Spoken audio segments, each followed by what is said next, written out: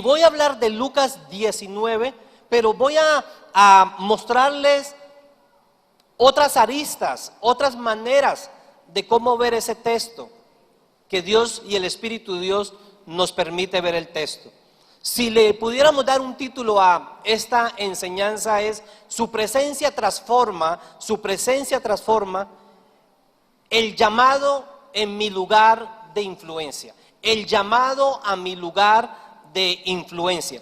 Vamos a abrir nuestra Biblia, por favor, en Lucas 19, Lucas capítulo 19, porque Lucas nos va a contar algo. ¿Quién es Lucas?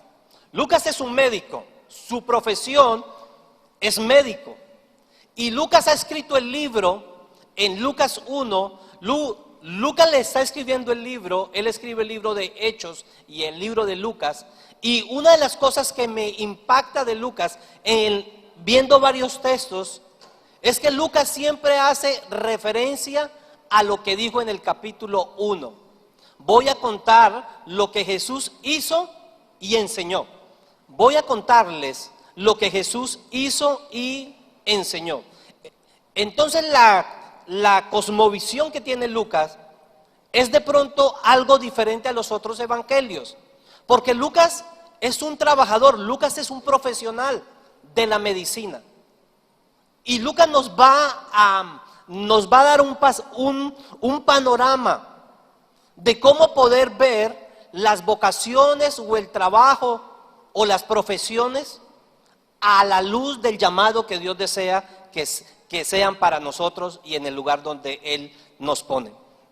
Entonces vamos a mirar a Lucas 19:1. ¿De qué trata la historia?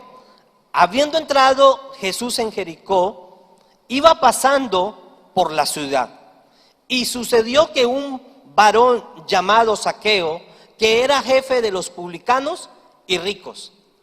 ¿Cuál era el trabajo y la profesión de Lucas? Era un jefe de los publicanos. Y la segunda pregunta es, ¿Lucas era pobre?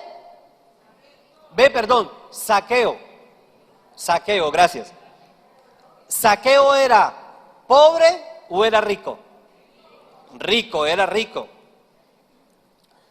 Y sucedió que un varón llamado Zaqueo, que era jefe de los publicanos y ricos, procuraba ver quién era Jesús, pero no podía a causa de la multitud, pues era pequeño de estatura, y corriendo delante subió a un árbol sicomorro para verle, porque había de pasar por allí.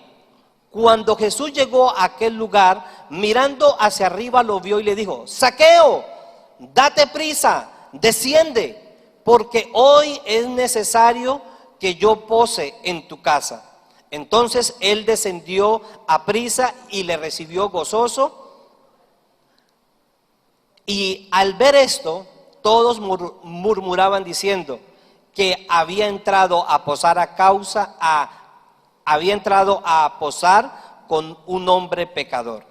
Entonces Zaqueo puesto en pie, dijo al Señor: es que tengo una luz que me está molestando bastante. Entonces Zaqueo puesto en pie dijo al Señor: he aquí, Señor, la mitad de mis bienes doy a los pobres, y si en algo he defraudado a alguno, se lo devuelvo cuadriplicado. Jesús les dijo: hoy ha venido la salvación a esta casa, por cuanto él también es hijo de Abraham.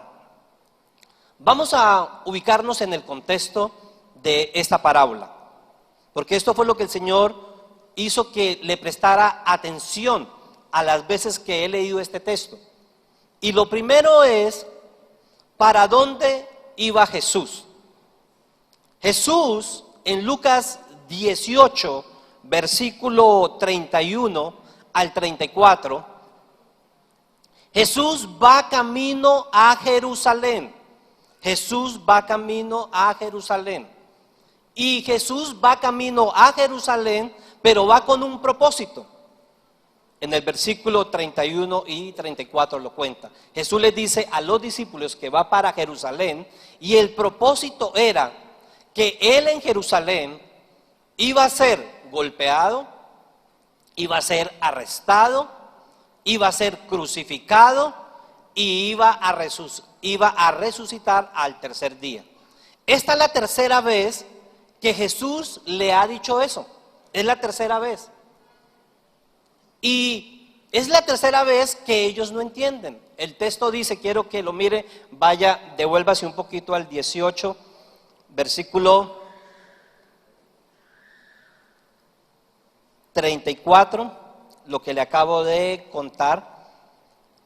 Dice, pero ellos nada comprendieron de estas cosas y esta palabra les era encubierta y no entendían qué se les decía. O sea, ellos solamente se dieron cuenta que iban ¿para dónde? Para Jerusalén. Pero no entendían el propósito por el cual iban para Jerusalén. Jesús tiene que pasar por un lugar. Y esto es lo que el Señor hace que capte mi atención. Jesús tiene que pasar por un lugar, por una ciudad. ¿Y es la ciudad de qué? De Jericó. La ciudad de Jericó. La ciudad de Jericó, si usted piensa en Jericó, hoy cantamos una canción, creo que fue la segunda canción, ¿cierto? Que tenía que ver sobre los muros de Jericó. Cuando pensamos en Jericó, ¿en qué piensas tú? ¿Cuál es la perspectiva cuando tú escuchas Jericó? ¿Piensas en que Jesús va para dónde? Que el pueblo de Israel necesita ir a la tierra prometida. Necesita ir a la tierra, el pueblo hebreo necesitaba ir a la tierra prometida. Pero una de las ciudades que tenían que conquistar, que tenían que pasar, era la ciudad de Jericó, habitada por los cananeos. La ciudad de Jericó representa una cosmovisión de ciudad, muy altas sus murallas, reservaban su sistema de vida bajo unas murallas. Y Dios le dice a Josué la estrategia, que rodeen la ciudad, ¿cierto? Que rodeen la ciudad 7 veces, que lleven el arca de la presencia de Dios.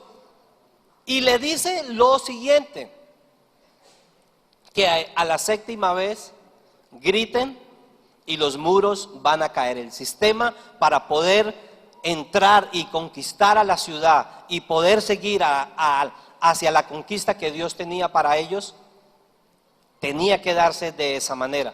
Entonces, Jericó es conquistada por el pueblo hebreo. ¿Por qué le hago referencia a esto? Porque necesitamos entender un poquito qué había en la mente de Jesús cuando pasa por Jericó, cuando tiene que atravesar Jericó. ¿Sabe que algo de lo que me llamó mucho la atención es que me puse a estudiar Jericó? Porque una vez es conquistada Jericó, ¿qué es lo que sucede? Dios le dice que maten a todas las personas, que no tomen el dinero. Y hay 2 textos de la Biblia que me llamaron la atención. Josué 6:26, lo van a proyectar. Josué 6:26. Porque Josué hace una maldición sobre Jericó. Entonces necesitamos ver este texto a la luz de lo que históricamente ha sucedido con Jericó. Y una de las cosas que ha sucedido es la siguiente. En Josué 6:26, escúchala. Josué 6:26. En aquel tiempo hizo Josué un juramento diciendo: maldito delante de Jehová el hombre que se levantare y reedificare esta ciudad. ¿La ciudad de qué? De Jericó. Mire, el hombre que se levantare y reedificare esta ciudad de Jericó sobre su primogénito eche los cimientos de ella y sobre su hijo menor asiente sus puertas. O sea, ¿cuál era la condición para reedificar de nuevo esa ciudad? Primero, había una maldición sobre la ciudad. Había una maldición sobre la ciudad. Y la única manera de reedificar esa ciudad era que hubiera muerte, la del primogénito y la del hijo menor. Si no había esa condición, no se podía reedificar esa ciudad. O sea, la ciudad, y eso nos lleva a pensar de los sistemas con que están construidas las ciudades, los sistemas con los cuales se levantan las naciones, los sistemas que pueden traer opresión, pobreza, maldición, aún mismo sobre nuestras vidas. Pero mire que más adelante, años después, la ciudad es reedificada. Jericó es reedificado. Ahora, la pregunta es, para poderse reedificar, ¿qué debería suceder? Primero, recuerde que había una condición de maldición y tenía una demanda, la muerte del primogénito y la muerte del hijo menor. Ahora la pregunta sería, ¿a qué rey se le ocurre para poder reedificar una ciudad hacer semejante barbarie? Primera de Reyes 16:34. Están bajo el reinado de Acab y su esposa Jezabel. El reinado de Acab y su esposa Jezabel. Y mire lo que sucede. En Primera de Reyes 16:34. En su tiempo, y él de Betel reedificó a Jericó a precio de la vida de Abirán, su primogénito, echó el cimiento. Y a precio de la vida de Segub, su hijo menor, puso sus puertas conforme a las palabras que Jehová había hablado por Josué, hijo de Nun. ¿Cuál era el ambiente espiritual de los reyes que envían a construir de nuevo la ciudad? Un rey que deja a Dios, un rey que se olvida de Dios, que hace lo malo delante de los ojos de Dios. Y esto está basado en todo un sistema de creencias que viene sobre Jericó. Jericó tiene un sistema de creencias, un sistema de vida, porque Dios nos está llamando a que podamos influenciar nuestro estilo con nuestro estilo de vida, nuestras ciudades, nuestras naciones. Dios nos está llamando a que nuestras profesiones, nuestro trabajo sean luz y de influencia en los lugares.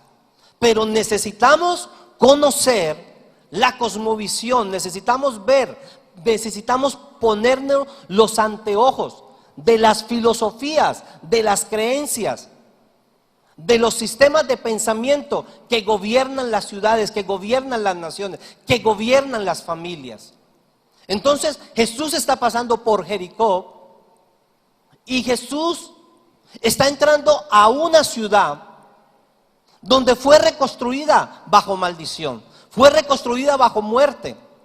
Charlaba la semana pasada con un hombre, fui a una casa por casualidad, un arquitecto, y en su escritorio me encontré con algo, y era que se estaba leyendo un libro de masonería grado 33, y estaba fascinado por la masonería. Estaba fascinado por los secretos por los cuales algunas ciudades y algunas naciones o algunas construcciones tenían para él conocimientos místicos, conocimientos que de pronto era lo que hacía como el fluir de la economía o de la bendición supuestamente sobre esa nación. o sobre esa ciudad. Y empecé a hablar un poquito sobre él porque era un arquitecto que tenía una cosmovisión. Era un arquitecto que tenía una cosmovisión y un sistema de creencias que lo llevaba a generar una conducta, pero esa conducta tenía que ver con sus valores de vida.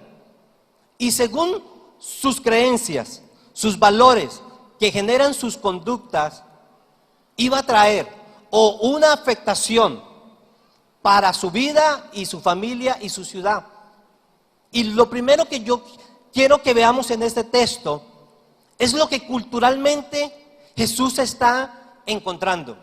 Porque Jesús nos quiere hacer un llamado a nuestra profesión, a nuestro trabajo, a nuestra vocación, para que seamos agentes de influencia en el lugar donde estamos. Nuestra apóstol Marci escribió en el Ágape. ¿Cuántos se han leído el Ágape de este mes? Y sabe que ese es el corazón de el mensaje de el Ágape. Seamos influencia en el lugar donde Dios nos ha puesto. Pero necesitamos entender la cosmovisión, el sistema de creencias. ¿Cuál es el sistema de creencias con que yo me he levantado? ¿Cuál es el sistema de creencias con que se ha levantado mi ciudad? ¿Sabe que cuando hicimos la Expedición Colombia, una de las cosas que se hizo y se vio y se trajo de parte de Dios era poder escuchar históricamente cuál había sido el fundamento de esa nación, de esa ciudad, de ciertas regiones? Históricamente, ¿cómo se había construido? Estuvimos mirando el Cauca, Nariño y el Valle. ¿Cuáles eran las raíces? ¿Por qué se creaba un sistema de creencias en esas culturas? ¿Por qué su accionar de vida de los bayunos es como es? ¿Por qué a veces hay una diferencia entre ciertos de un lugar y de otro lugar? ¿Por qué una empresa que vende el mismo producto puede ser diferente a la otra? ¿Sabe por qué? Por el sistema de creencias que está dentro de ella. Jericó tenía un sistema de creencias. En la Expedición Colombia, Dios nos permitió escuchar de Él y nos permitió decretar lo que Él había sentido y visto para esa ciudad, el deseo y el corazón de Dios. Entonces, ¿cuál era el deseo y el corazón de Dios para Jericó? Dios quería traer transformación. Históricamente después, Jericó es reconstruida bajo un fundamento pagano, porque muchas de las ciudades están reconstruidas bajo fundamentos paganos. Muchos sistemas políticos y de gobierno están confundidos por sistemas paganos, ideologías, sistemas de creencias que van en contra del pensamiento de Dios. Y Dios quiere que entendamos que tenemos un sistema de valores, que tenemos unas conductas que estamos adquiriendo por medio de su palabra, por medio de la renovación de nuestro entendimiento, para poder traer influencia sobre ese lugar. Eso es lo que tenemos que entender. Eso fue lo que estaba sucediendo ayer. El grupo de jóvenes se introdujo de una manera a una cultura. No negoció los valores del reino de Dios, pero se acercó a ellos. Se acercó de la manera donde ellos se encuentran. Se acercó a su sistema de creencias. Jesús se estaba acercando a Jericó. Se estaba acercando a un sistema de creencias donde también años después era gobernada por el Imperio Romano. El Imperio Romano tenía otro sistema de creencias, otro sistema de gobierno. Y hay un sincretismo. Yo no me voy a quedar allí en este primer bloque, pero hay todo un sincretismo cuando uno estudia el desarrollo de Jericó. Fruto de cómo nace, dice por ahí que como nace, se hace. Fruto de cómo nace Jericó. ¿Cómo vienen los gobiernos? Porque el contexto donde está hablando Lucas es el contexto de un imperio romano. Cómo era la cultura, cómo eran las religiones. Y me puse a estudiar bastante sobre esto. Porque Dios quiere que tengamos un entendimiento de nuestra cultura, de nuestros vecinos. Usted dice, bueno, pero ¿cómo aplica esto? ¿Quién es el vecino que está al lado mío? ¿Cuál es su cultura? ¿Cuál es su estilo de vida, su forma de vida? Dios se está acercando y Dios desea que tú y yo nos acerquemos por medio de Él a los lugares donde Él desea afectar. Entonces, una de las cosas que tenemos que entender es que las ideas que forman las culturas tienen consecuencias. Las ideas que conforman, que establecen las culturas, que establecen familias, tienen consecuencias. La semana pasada estuve viendo un video que me motivó mucho. Lo mandé por mis redes, por mis WhatsApp, y es el hijo del evangelista Billy Graham, Franklin Graham. Todos sabemos que este año fue el año de las elecciones en Estados Unidos. Y Franklin Graham hizo algo que su papá, si estuviera vivo, él dice, yo lo creo, él está vivo, perdón. Sí, ya tiene esa edad bien avanzada, no lo vamos a matar. Pero él decía lo siguiente, gracias. Él decía, mira, si mi padre tuviera hoy las mismas fuerzas, él estaría haciendo lo que siento que Dios me ha puesto a hacer. ¿Y qué fue lo que Franklin Graham empezó a hacer? Franklin Graham miró la historia, miró la cultura de Estados Unidos. Y si estamos acá y sabes o no sabes esto, los fundamentos del nacer de la cultura estadounidense está basado bajo los preceptos de la palabra de Dios. ¿Cómo se le llama? Los primeros fundadores tomaron la palabra de Dios y establecieron la constitución, su norma de vida, sus principios rectores bajo los principios de la palabra de Dios. Pero él estaba analizando la decadencia de la cultura norteamericana. Estaba observando lo que estaba sucediendo fuertemente en los últimos años en Estados Unidos. Y él dijo, necesitamos hacer algo. Y oró al Señor y recibió un llamado especial del Señor. Porque él dijo, yo necesito hacer algo de parte de Dios y juntamente con Dios. ¿Y sabe qué hizo? 3 cosas. 1, armó toda una infraestructura. Y él dijo, vamos a volver al pueblo norteamericano a que vuelva a sus raíces. Que vuelva a sus raíces con las cuales se fundó esta nación. Porque las raíces que hoy se están viendo, los frutos que hoy se están viendo, no son las raíces con las que se plantó esta nación. Y entonces, ¿qué es lo que sucede? Él dice, vamos a visitar, antes de las elecciones, vamos a visitar cada ciudad importante de cada estado. Visitó cada ciudad importante de cada estado y les desafió a 3 cosas. La primera que le desafió fue a redescubrir de nuevo la base con la que se fundó esta nación, a que se volvieran otra vez al corazón de Dios por la nación. Ellos entendían que era una nación próspera, ellos entendían que Dios quería bendecirles, ellos entendían que su política social iba más allá de su nación. Y por eso esta nación, algunos le llaman imperio. Yo no estoy defendiendo una nación, solamente estoy defendiendo lo que veo que Dios hace en una nación. Y yo veo que esta nación se ha involucrado a nivel de otros países. Pero también veo que hay una decadencia dentro de ella. Y este hombre empieza a pararse en cada capitolio de cada estado. En cada capitolio de cada estado. Con frío, viajó en un bus, eran 2 buses. Véanse el video. Voy a decirle a la iglesia que lo postee para que ustedes lo puedan ver en la página de la iglesia. Porque es muy inspirador para el tiempo en el que estamos como nación, en el tiempo en el que Dios nos está estableciendo. Dios desea establecer su gobierno y su reino. Y los desafió a 3 cosas. Número 1, a que se volvieran a Dios.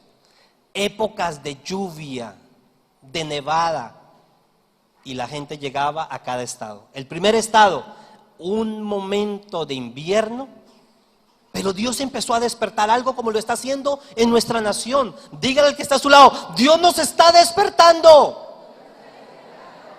Si no, despiértate. Lo segundo que le dijo a cada estado, a cada ciudad frente a los capitolios, fue que le dijo: vuélvanse a Dios, reconozcan sus raíces. Lo segundo que le dijo fue: hagan derecho del voto. El voto tiene el poder de establecer lo que queremos ver. Queremos ver un gobierno que establezca el reino de Dios, que establezca las leyes de Dios, la soberanía de Dios. ¿O qué queremos ver en la nación? Y el voto era un elemento importante. Entonces les animó a todos y les dijo: hay que votar. Y hay que votar, como decía Charles Fiennes, hay que votar por hombres que defiendan, hombres y mujeres, que defiendan los principios de la palabra de Dios. Hombres que sientan el corazón de Dios, que vean la justicia de Dios, que vean la equidad de Dios, no el marxismo.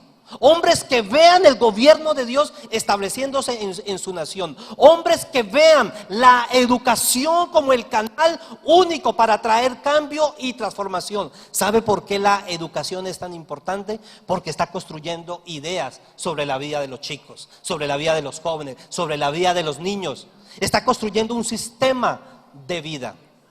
Le dijo: vuelvan a sus raíces, hagan uso del voto.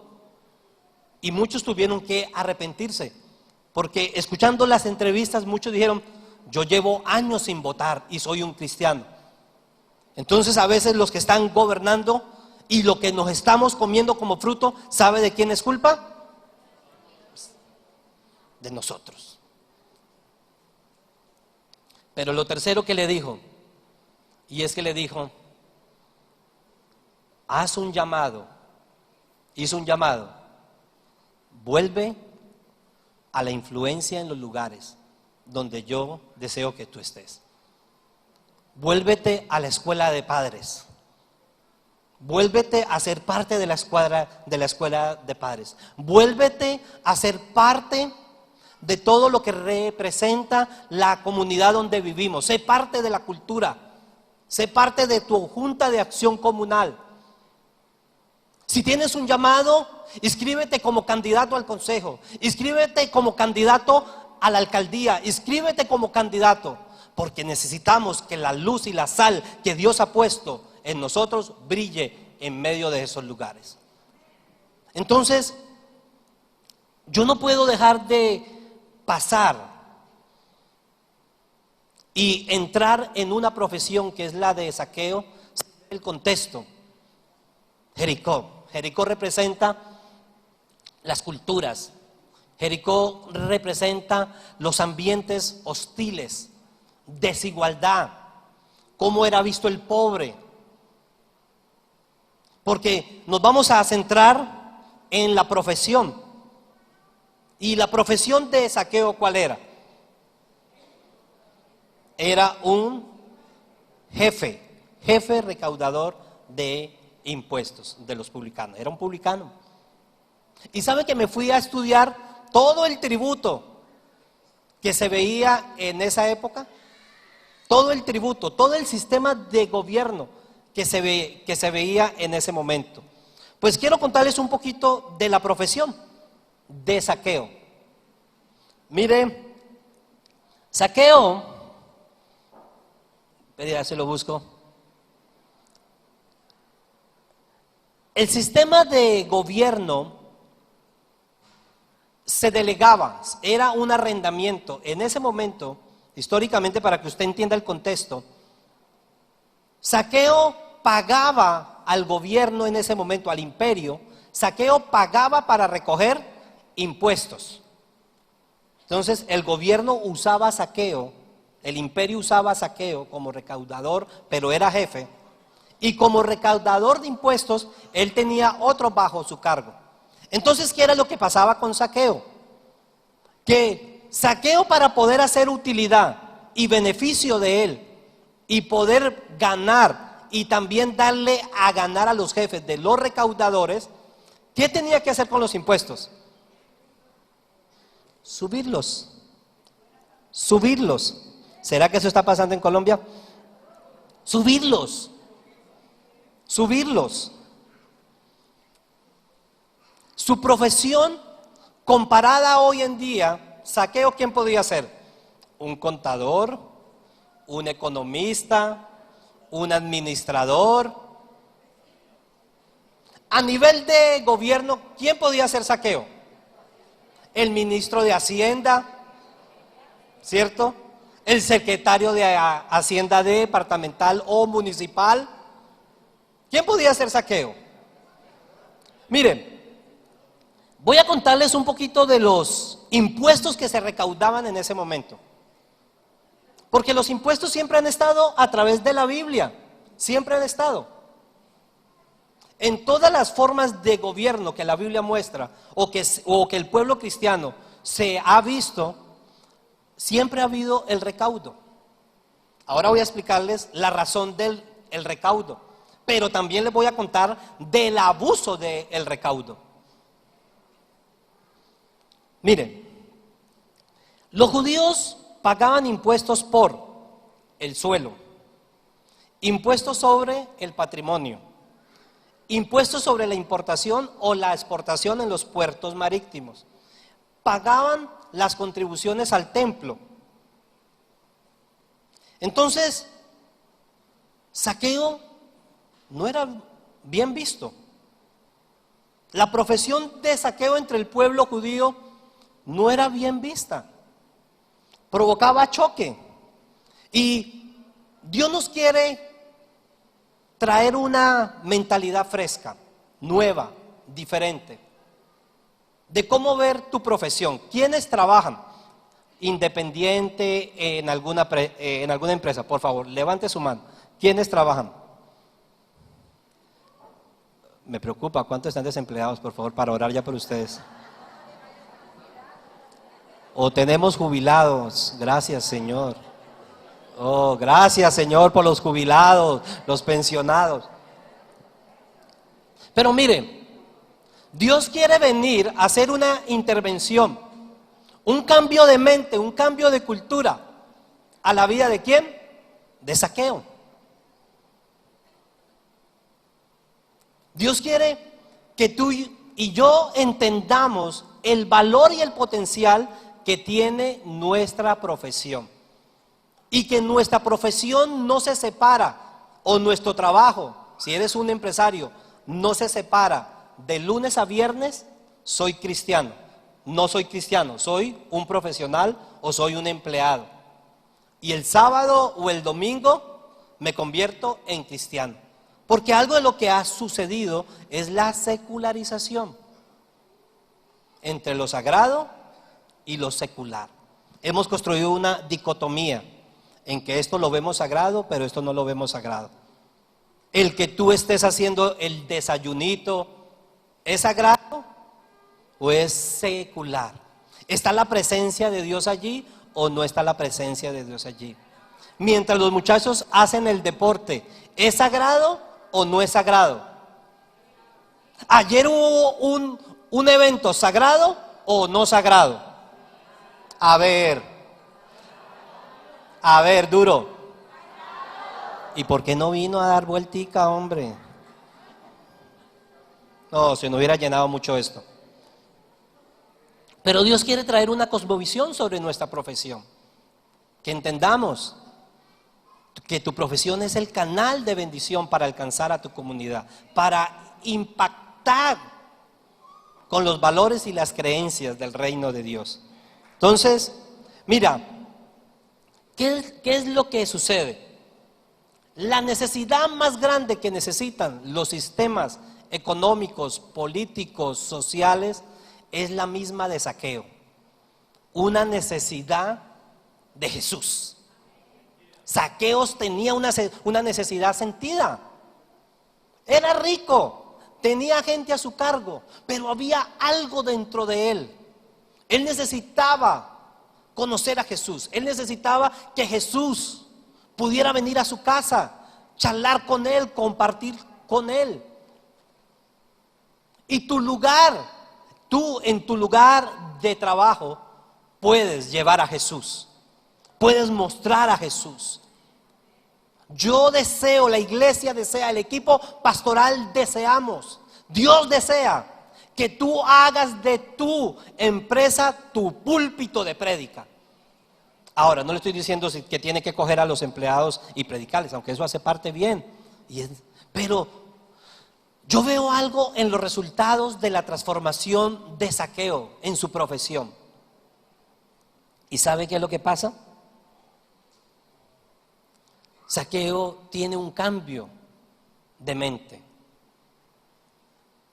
Quiero decirle algo primero para que usted entienda la razón de ser de los impuestos. Me puse a estudiar mucho sobre los impuestos esta semana, pues es un tema que está rodando en el país, ¿cierto? ¿Cuántos han visto noticias esta semana? Pues quiero decirle que esta semana lea bastante, más sobre los impuestos, más sobre la reforma tributaria. ¿Sabe por qué? Porque eso va a afectar el próximo año a la iglesia. Ya voy para allá. Ya voy para allá. Mire, ¿cuál es el objetivo de los impuestos? Los impuestos da al César lo que es del César y dar a Dios lo que es de Dios. La primera pregunta, ¿Dios está en contra de los impuestos? No, Dios no está en contra de los impuestos. Pero ¿por qué miraban tan mal a Zaqueo? ¿Por qué miraban mal a Zaqueo? Mira una de las muchas definiciones que estuve leyendo de economía. Esta semana me gradué de economía, ¿oyó? Leí economía hasta por los codos. Pero quise buscar la más sencilla, la más práctica. El objetivo principal de la recaudación de impuestos es financiar el gasto público. O sea, pagar el presupuesto que la nación hace o el departamento o la ciudad hace, para poder perseguir importantes finalidades: la política social, la política económica. Para un ejemplito, o sea, así sencillo, ¿por qué nuestra moneda vale más que la de Venezuela? Pero ¿por qué más vale la de Estados Unidos con la de nosotros? O sea, es todo un estudio allí. Entonces, los impuestos son buenos, son necesarios, hacen parte del sistema del gobierno civil que Dios establece para que se pueda ayudar. Pero estudiando a Zaqueo, pude pensar un poquito en por qué la gente no le gusta tributar. ¿Por qué cuando se habla de impuestos a veces la gente sí le gusta o no le gusta? A ver, ¿a usted le gusta que le aumenten los impuestos? Levánteme la mano. ¿A quién le gusta? A ver, ¿a todos les gusta que le suban los impuestos? Entonces, ¿por qué no levantan la mano? Sí ¿a quiénes les gusta que le suban el sueldo? A ver, a todos. Pero ¿a quién no le gusta que le suban los impuestos? Los impuestos están dentro del parte del diseño para sostener la economía de un gobierno. Son parte.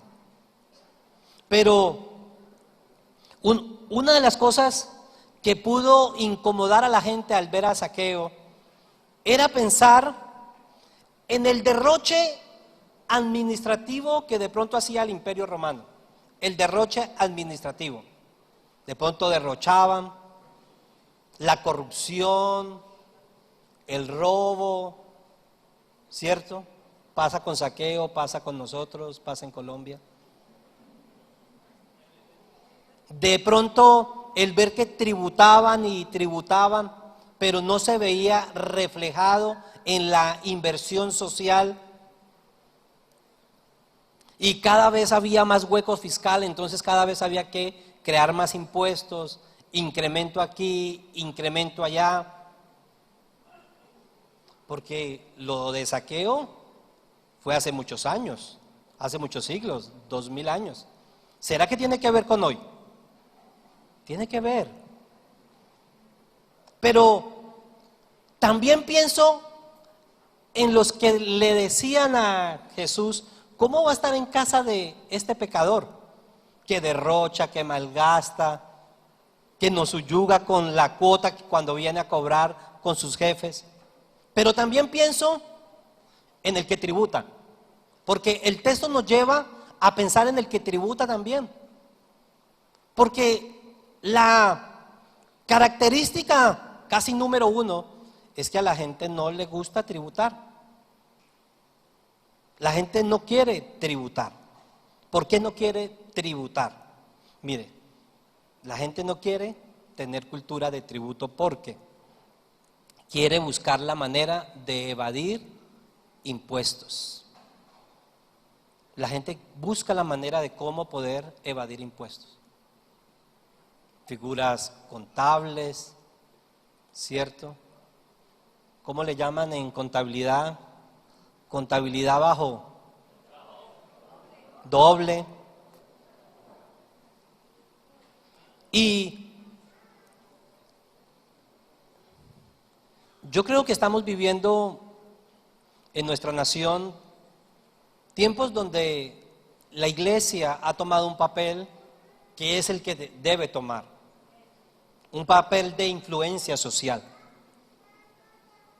un papel de hablar por lo que no hablan.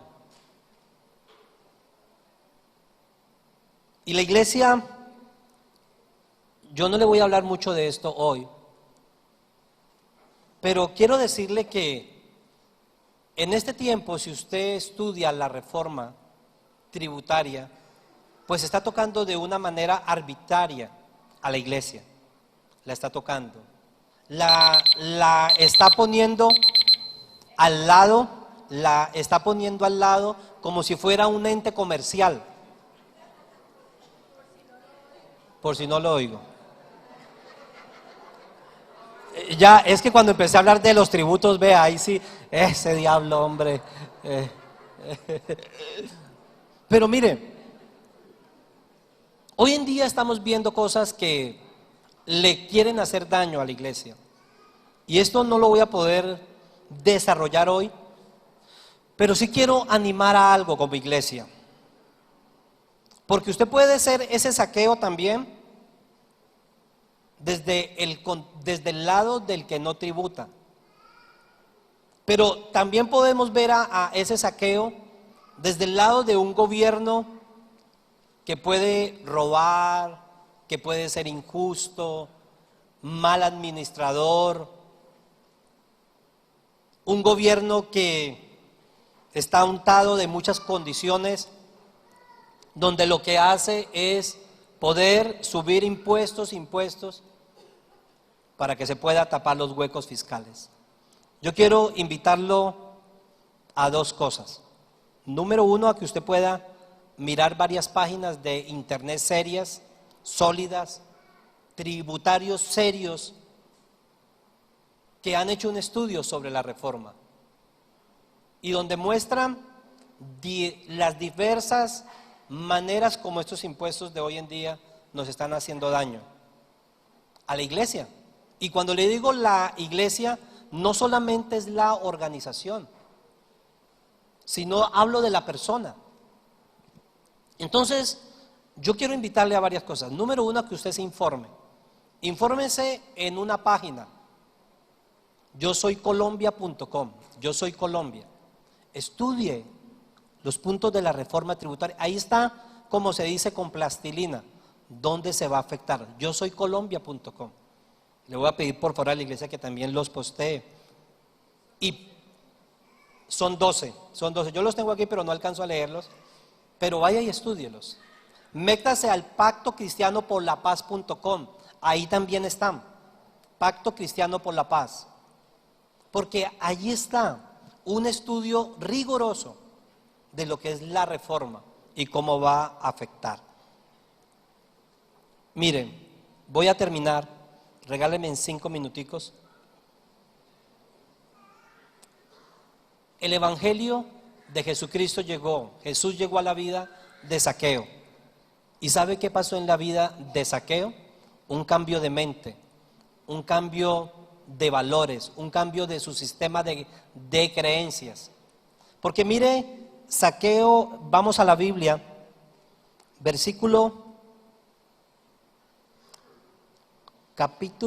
versículo 8. Entonces Zaqueo, puesto en pie, dijo al Señor, o sea, Jesús ha pasado unas horas con Zaqueo, hablándole. ¿Usted cree que de qué le habló Jesús a Zaqueo? Yo creo que le estuvo hablando de la economía del reino. Le estuvo hablando de la ética y la moral del reino. Le estuvo hablando de cómo hacer su profesión un canal de luz y de bendición. Piense un momento en las 3 o 4 horas que estuvo Jesús con Zaqueo. Yo creo que le reconstruyó de nuevo su filosofía económica, porque el resultado de lo que vemos en Zaqueo es el resultado de lo que Dios quiere que nosotros seamos también en medio de nuestros trabajos. Mire lo que hace Zaqueo. Mire, Señor, la mitad de mis bienes doy a los pobres, y si en algo he defraudado a alguno, se los devuelvo cuadriplicado. ¿Qué fue lo que pasó en la vida de Zaqueo? Una palabra fácil: arrepentimiento. Zaqueo tuvo un encuentro con Jesús. Zaqueo tuvo un encuentro con el propósito y el valor del reino, que le voy a estar hablando la próxima semana. Porque la parábola siguiente, el texto siguiente es una continuación de esto, y el texto anterior es otro también, que se lo voy a ampliar la otra semana. Pero hay un cambio de transformación. Los valores empezaron a cambiar en Zaqueo. Y lo primero que piensa él es que voy a pensar en el más necesitado. Voy a pensar en el que no tiene. Voy a pensar en cómo poder ayudar a que se creen nuevos sistemas que sean sanos en la economía de mi ciudad. Y le dice, voy a devolver. Los frutos de un arrepentimiento verdadero trae reivindicación, devolución. Y es lo que él dice: Jesús ha venido a mi vida, ha construido un nuevo sistema de creencias, me ha dado un nuevo valor y quiere que yo ahora sea agente de ese nuevo valor. Piense por un momento, ¿él era un jefe de qué? De publi. Él era un jefe de recaudador de impuestos. Piense en la gente que no quería a Zaqueo. Piense por un momento en Zaqueo. Al otro día se levanta, porque mire que a mí me gusta la aclaración que dice el texto. He aquí, Señor, o sea, en otra versión dice, hoy mismo haré esto. Piense en Zaqueo, empezando a llamar a todos sus empleados y diciéndole lo siguiente: señores, ¿qué estilo de vida hemos estado llevando? De corrupción, de robo. Creo que debemos empezar a pensar en aquel mendigo que Jesús en el versículo anterior, aquel ciego que mendigaba. Necesitamos volverlo a traer. Necesitamos crear política social para él. Hemos robado, vamos a devolver 4 veces más lo que hemos dado.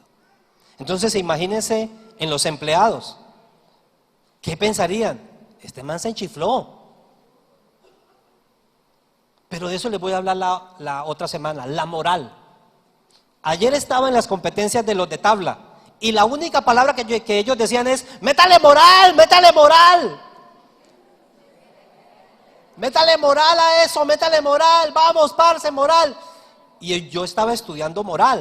Yo dije, bueno, ese es un complemento de la moral, pero Me fui a estudiar más a la moral, que les voy a compartir la otra semana, porque nos va a llevar a cambiar, porque hoy en día es, métale moral, parce, métale moral. De eso vamos a hablar, porque algo que sucede en la vida de Zaqueo es un cambio en su moral, un cambio en la vida al encuentro con Jesús, le trajo un nuevo cambio de valores. Por favor, póngase de pie.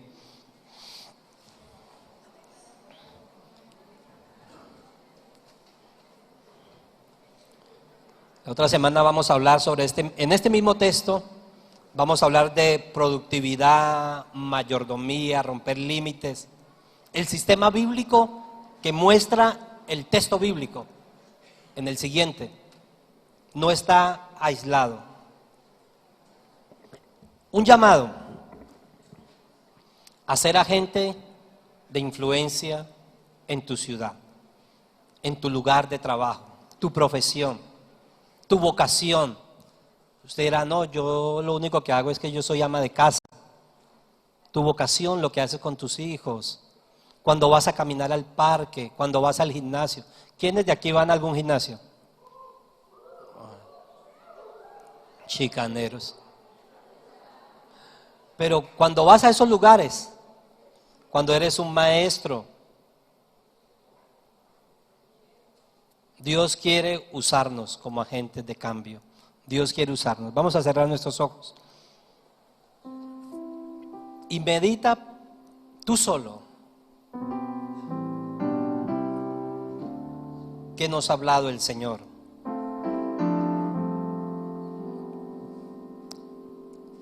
¿Qué nos ha hablado el Señor hoy?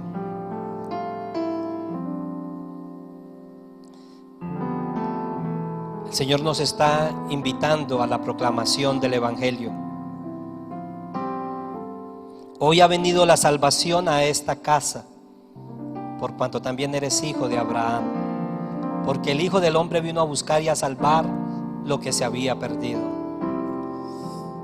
La proclamación del Evangelio, buscar lo que se había perdido.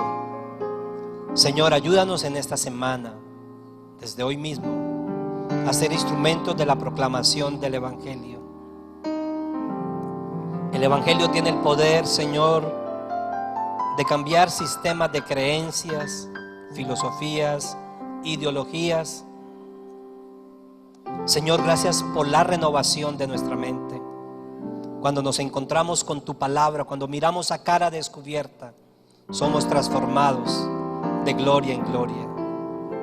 Señor, gracias por el llamado que nos haces a hacer luz en medio de las tinieblas. Señor, gracias por el llamado que nos haces a orar por nuestra nación.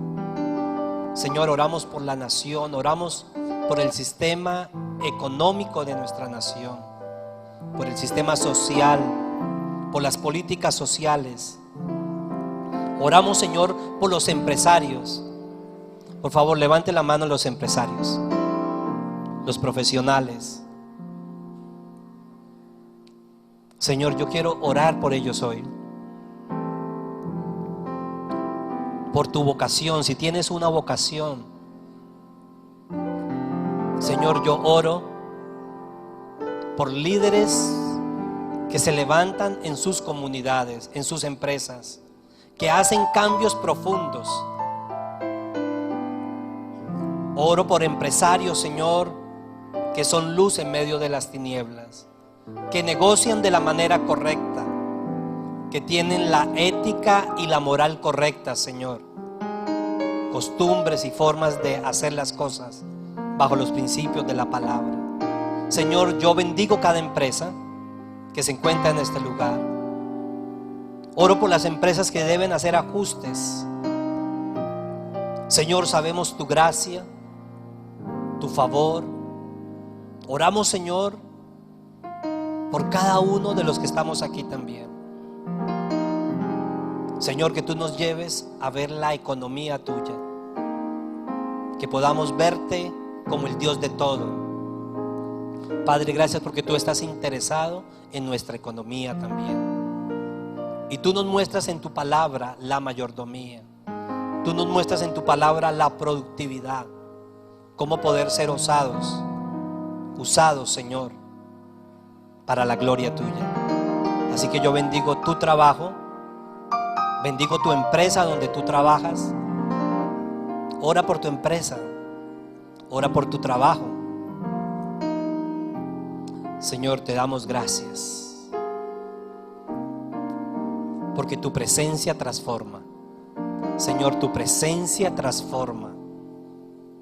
Y te damos gracias por el llamado que nos haces a hacer influencia en el lugar donde nos has puesto. El Señor les bendiga, el Señor les guarde, y la próxima semana estaremos continuando esto que hemos iniciado hoy. Buen día para todos. Dios les guarde a todos.